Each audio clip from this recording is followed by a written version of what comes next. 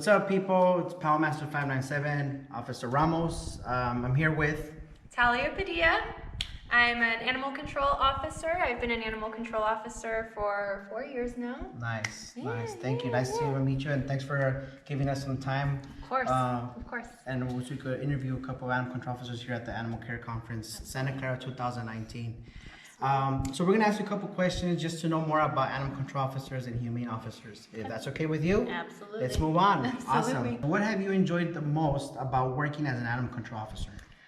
So prior to becoming an Animal Control Officer, I thought it was about just saving animals all day. I'm sure a lot of us thought that prior to becoming an ACO.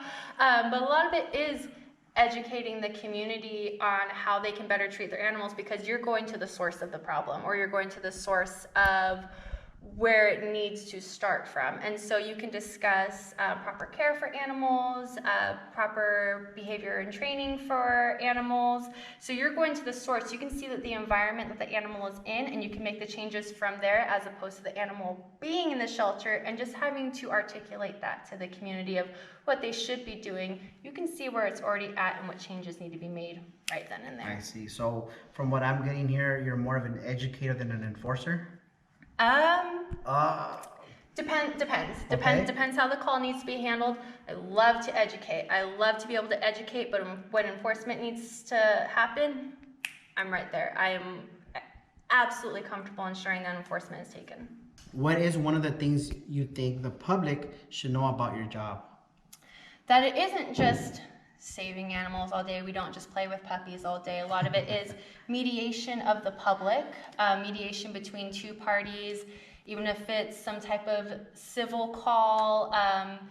We do see some heartbreak in our job. We see some fascinating things, such as working with the wildlife, or when you are able to get an animal out of a bad situation. That's rewarding, but a lot of it is just kind of mediation and educating the public. Good. So it's not just saving animals all day. Let's go with the next question. What advice would you give to another animal control officer that's just starting their career? Listen to everyone around you. Listen to everyone that wants to give you advice. It may seem as if they are questioning your skills and abilities. It may seem as if they're undermining any background that you have. They are truly just trying to offer you help. I mean, I came into being an officer. I had been in the animal welfare field for 9 years at that point in time. Most of my background had been in animal medical. I had been working in shelters since I was 14 years old. And volunteering, I'm assuming? No. I got a worker's permit when I was in high school, and I was paid at 14 years old. Yes. That's what your mentality was. You wanted to work for animal control. This is all I know. And actually, funny story, my mom was a shelter manager for 10 years when I was a kid. Okay. So this is truly all I know. Wow. But yeah, so I had a lot of experience in the animal sheltering field, daily shelter operations, prior to becoming an animal control officer. So you kind of go in with a little bit of an ego that you know something about animals, but you don't know anything about being out in the field. That's a completely different world. Yeah. And so what's extremely important is to listen to your FTOs, listen to your shelter staff, listen to even your just more senior ACOs. They may not be your FTO, but listen to the experience they have. That's going to save you out in the field. That's going to save you from dog bites. That's going to save you from aggressive members. Animals. Yeah, or aggressive members of society. It's listen to all the advice that is being given to you, because it will be beneficial to you. Yes, that's a good tip, guys. Yeah. You guys got to make sure you listen to all your FTOs, your command staff, because everyone could give you different tactics. And if you don't like that tactic, then you could, make your own way. But definitely, like she said, being open-minded and taking advice from everyone is a good tip. Yeah, I mean, when I was a trainee, I had 3 different FTOs. And each one taught me their way of being an officer. Each person was completely different. I had one particular FTO that I bonded with the most, and I still do things very similar to her. And at the time, I was like, I'm never going to do anything like this FTO or like this FTO. But I find myself being like, oh, that's how Officer so-and-so did this, Yeah. and I would have never thought I would have taken that from her. And sure enough, subconsciously, you are taking these skills that they're instilling in you. So. Yeah, that's good. Good tip, guys. What is the craziest animal you have ever gotten? And I'm pretty sure you've been asked this question so many times. So give me what's the top one. I mean, I don't quite know what my craziest animal is. I love when it comes to wildlife calls. I had a bobcat one time that was so weak and so emaciated that it kind of looked like a domestic cat, and even the RP wasn't sure if it was a bobcat or a domestic cat. And upon initially seeing this cat, I didn't know if it was a Maine Coon or just a really weak, emaciated bobcat.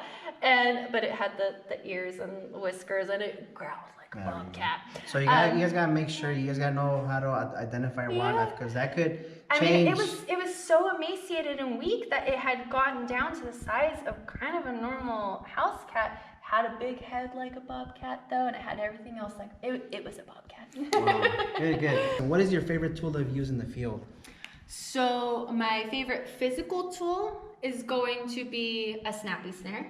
Okay. Love me a snappy snare. You get close enough, but it's not as intimidating as a catch pole, unless of course you have a big dog, then they're going to want to chew through a snappy snare. But love me a good snappy snare.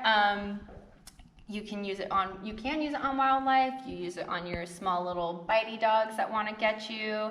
You have a dog in a vehicle that you can't really get a towel over and you need to get them out of there. Just throw a snappy snare on there and you can get them out of there. But my other tool is just communication skills, just being able to relate to people. Yes. You know, it's extremely helpful if you have some type of background that isn't cookie cutter, so you are able to actually have a personal identification with the community.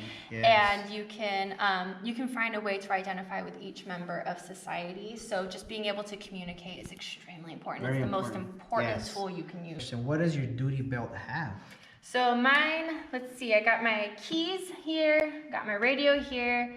I got a knife back here, but I also have a knife in my pocket too. My knives are used for different things. I have one knife that I tend to use for cutting up fruit if I need to catch some type of wildlife, all the way to my more heavy-duty knife if I need to cut an animal out of a certain situation. OC spray, flashlight. Collapsible baton. Oh, and my baton. All right, let's go with the last question. What type of person is perfect for this job? Someone who wants to help their whole community. Someone who isn't just in this to help only the animals, not someone who just wants to have a job and heard that you can make however much in this job, or not someone who just wants to have a badge, wants to be able to say that they have a badge and uniform. You need to have a passion to be able to assist your community and help your community, and that includes not only the humans but the animals as well. We have a very special job where we do have to protect two different types of living beings, the humans and the animals, and so you need to have some type of passion of helping everything that's included in your community, not just pets. That includes wildlife, that includes livestock, marine life, humans. You have to have a passion to be able to protect everyone. We are a very particular field that we're in. You can't just stick us in some other type of field and expect us to be happy. This is a field that requires a very specialized set of skills and a very specialized passion. Well, that concludes all of our questions. Thanks for giving us a few minutes of your time. We appreciate it, and we want to say thank you from Poundmaster597. We want to thank you, all your agency that you work for. You guys are important to us and the whole community. So thank you very much for your time. Thank you. We're out.